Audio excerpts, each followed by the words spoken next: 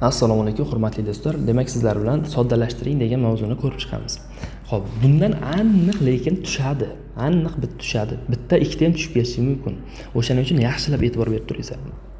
Misol uchun, hop, A plus B bo'lsa, agar qavs oldida manfiy ishora bo'ladigan bo'lsa, demak, agar qavs oldida manfiy ishora bo'ladigan bo'lsa, manfiy ishora qavs ichida har birini ishorasini qarama-qarshi o'zgartiradi. Demak, A ishorasi musbatmi? Manfiy A bo'lib qoladi. Bu musbatmi? Bu ham demak manfiy B bo'lib qoladi.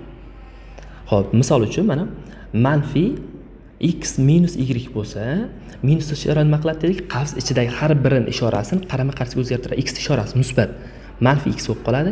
Bu manfiy, bu musbat bo'lib qoladi demak. Minus x plus y.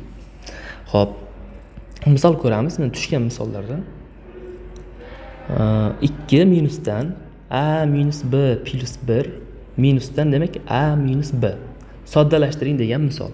Demak, 2 minusdan mana bu manfiy ishora nima qiladi? Qavs ichidagi har birini ishorasini qarama-qarshiga o'zgartiradi. Demak, a ishorasi musbatmi? Manfiy bo'lib qoladi. B ishorasi manfiymi? Musbat bo'lib qoladi. B ishorasi musbatmi? Manfiy bo'lib qoladi. Manfiy ayrilgan demak.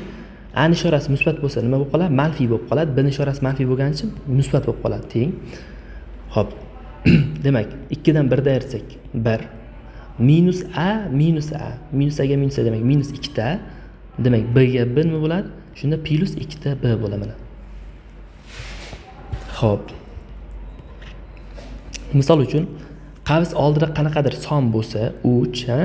Misol x plus y bo'lsa, qavs oldidagi son qavs ichida har biriga ko'payadi. Shunda 3x plusdan 3y bo'ladi.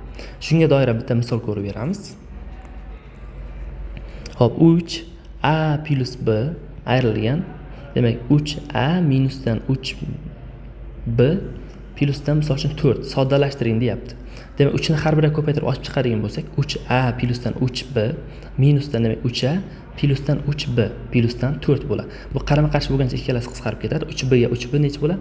6b plusdan demak 4.